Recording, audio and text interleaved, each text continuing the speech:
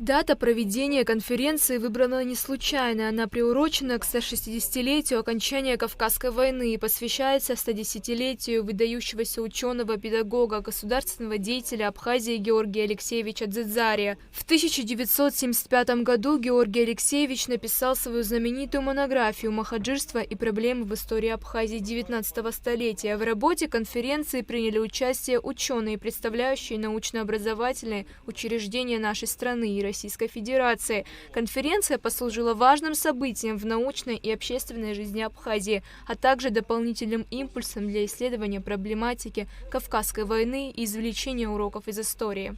Наша конференция, в которой высказывались разные, иногда строгие суждения, в целом была именно конференцией нахождения общих черт, общих знаменателей нашей научной совместной работы с тем, чтобы выстроить наше будущее на основе критического, объективного, грамотного исследования истории, без замалчивания и преувеличивания, без раздувания крайностей.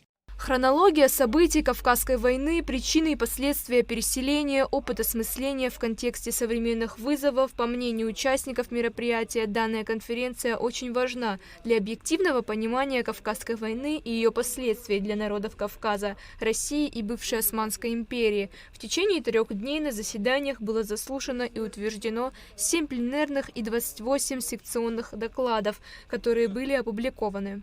Кавказская война стала крупнейшим историческим явлением в истории России и Кавказа. С момента завершения войны прошло 160 лет, однако и сегодня исследовательский и общественный интерес к этому масштабному событию не ослабевает. Преобладающей идеей конференции стал призыв к народам объединить усилия в сохранении общих ценностей и памяти об общей истории.